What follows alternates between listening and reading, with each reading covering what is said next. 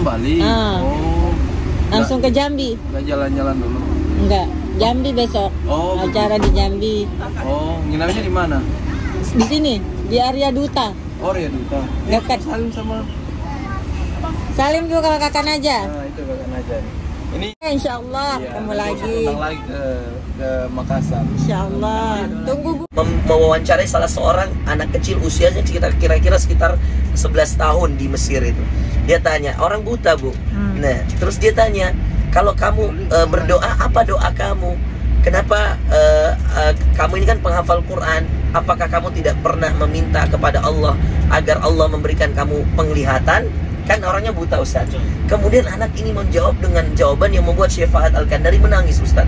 Dan kita yang nonton itu, ya Allah Ustaz, itu masih ada di YouTube itu. Kata anak ini, saya tidak mau meminta kepada Allah agar saya bisa melihat dunia ini. Kenapa? Karena saya khawatir kalau saya melihat dunia ini, saya jatuh pada dosa dan saya ditinggalkan oleh Al-Quran. Allah, dia lebih memilih Quran daripada melihat dunia. Iya, Allah. Iya, karena beliau tahu gitu. Kenikmatan. Kita tujuannya tuh akhirat kan, Betul. bukan di dunia. Betul, gitu. Ibu. Dan itu orang yang sudah dekat dengan Quran, dia menikmati Qurannya. Itu yang luar biasa dari orang yang sudah dekat dengan Quran. Iya. Kata Rasulullah SAW kan, khairukum man ta'allamal Qur'ana wa 'allama. Quran itu sebaik-baik orang yang baca, kemudian orang yang dipilih untuk menghafal adalah sebaik-baik hamba pilihan Allah. Jadi kalau orang udah menikmati Quran, dia nggak akan mau pindah ke yang lain. Sekarang pertanyaannya, ada nggak yang lebih nikmat dari perkataan Allah? Nggak ada. Ini kenikmatan hakiki itu ini. Halawatul iman itu tilawatul Quran. Makanya tadi doa Nabi yang saya baca di penghujung tadi, Allahumma inna abduk banu ibadik banu imaik nawasina biyadik namadhin fina hukmuk adlun fina qadak nas'aluka Allahumma bikulli ismin walak sammaita bihi nafsak au anzaltahu fi kitabik au 'allamtahu ahadan min khalqik anta ja'alal Qur'an. Apa doa Nabi? Ya Allah, jadikan Quran rabi'a qulubina, penyejuk hati, Bu. Memang Nabi itu mengatakan Quran itu penyejuk hati. Maka tadi benar yang Allah katakan, bal huwa ayatum bayyinat fi sudur. Hati itu tenang, Quran itu di dada. Maka kalau orang baca Quran, karena yang baca hatinya gitu ya, orang hafal Quran tuh disimpan hafalannya di dada, di hati, maka dia akan tenang. Makanya Rabi'a qulubina, ya Allah, jadikan Quran ini penyejuk hati, bukan penyejuk otak. Coba, penyejuk hati. Rabi'a qalbi wa nur sadri, dan jadi cahaya di dalam dada saya. Lagi-lagi tadi hati, kemudian dada. Jadi benar-benar Quran itu di mana? Di dada. Gak pernah sebut otak. Baik Allah maupun Rasulullah, semuanya menyebut bahwa Allah menyebut di dada. Ayatun bayyinatun fi sudur, fi suduril ladzina utul ilm. Dititip itu di dada-dadanya orang yang dititipi ilmu. Nah, jadi gampang aja bagi Allah menitipkan ke Najah, gampang bagi Allah menitipkan ke Fajar, gampang aja bagi Allah menitipkan ke ibunya pun, ya kan? Nah, maka ibunya juga udah harus mulai menghafal sedikit-sedikit. Tapi saya Ustadz karena sering dengar suka ngikut-ngikut loh, kok saya bisa kan, gitu. Akhirnya ibu kan secara nggak langsung. Iya, tapi tinggal belum mulai aja nih Ustadz. Tapi saya yakin ibu bisa, insya Allah. Karena pelan-pelan, karena ibu menemani terus, kenapa nggak sekalian diniatkan hafal juga? Sekarang memang lagi program nih Ustaz, baru dapat Al-Baqarah halaman berapa kakak? 10. Allahu Akbar. Kakak Najanya yang menerima setoran. Sambil kakak Naja juga memprogres akhdul sanad, akhdul asanid, mengambil sanadnya. Nah, itu bagus banget. Jadi dimulai dari Hafs dulu, kemudian Syu'bah, ini satu qari. Oh iya, sudah mulai katanya. Luar biasa, Masya Allah. Nanti insya Allah Ustaz doakan, mudah-mudahan nanti kalau kuliah bisa ke Madinah, insya Allah. Ya, nanti Najah jalur khusus ke Madinah, insya Allah. Diniatkan insya Allah 6 tahun ini. Itulah Quran ya Bu ya, Ustaz ya. Tidak pernah saya temukan Ustaz orang yang fokus di Quran lalu dia menganggur Ustaz.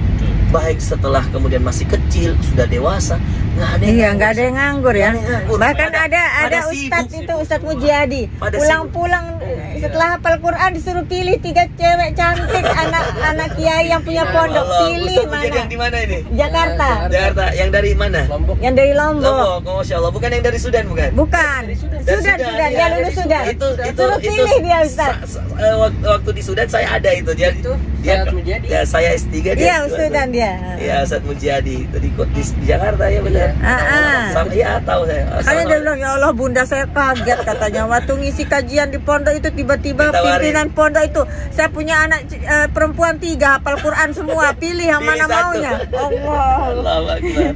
Nggak pernah nganggur. Allahu Akbar. Jadi itu fadilah Quran. Sarjana, S2, S3 banyak yang belum punya kerjaan, nganggur. Bingung mau ngapain. Ketika sibuk dengan Al-Quran, sibuk dengan Quran, Allah sibukkan.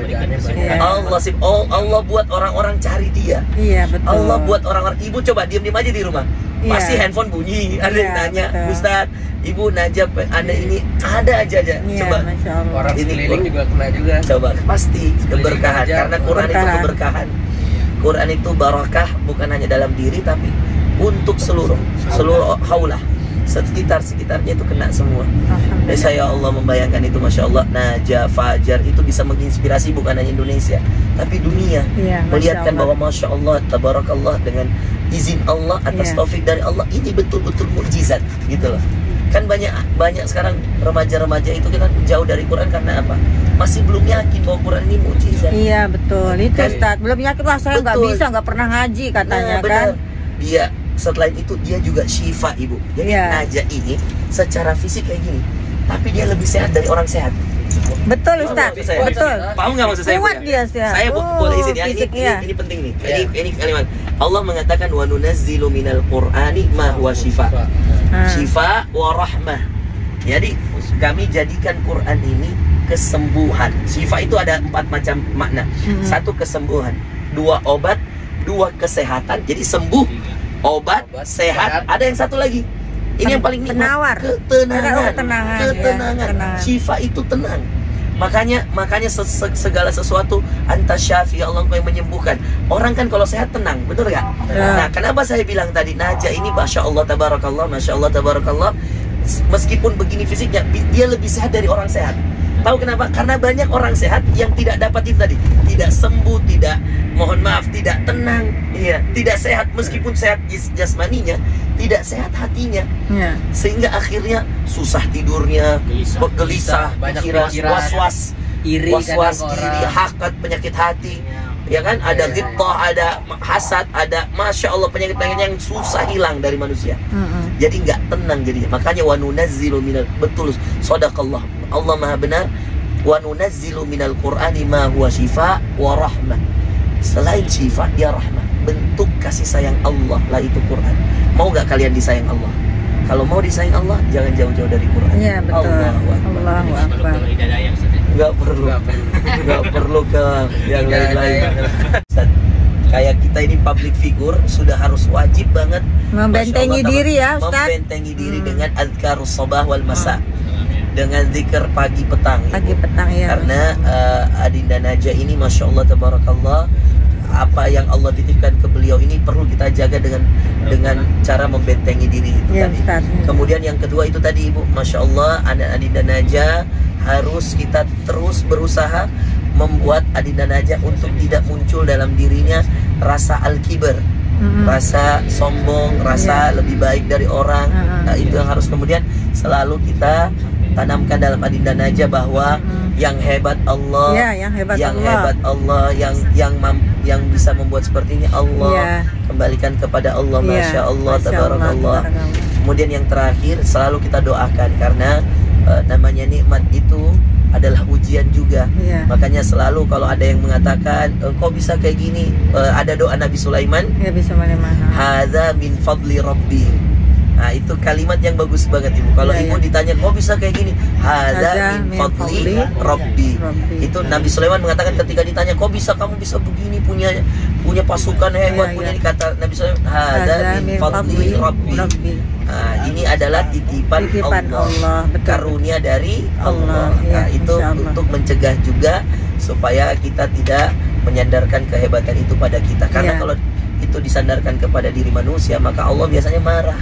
Makanya kita tidak mau Allah marah, maka dengan menyandarkan segala sesuatunya kepada Allah. Nah, itu Ibu, insya Allah.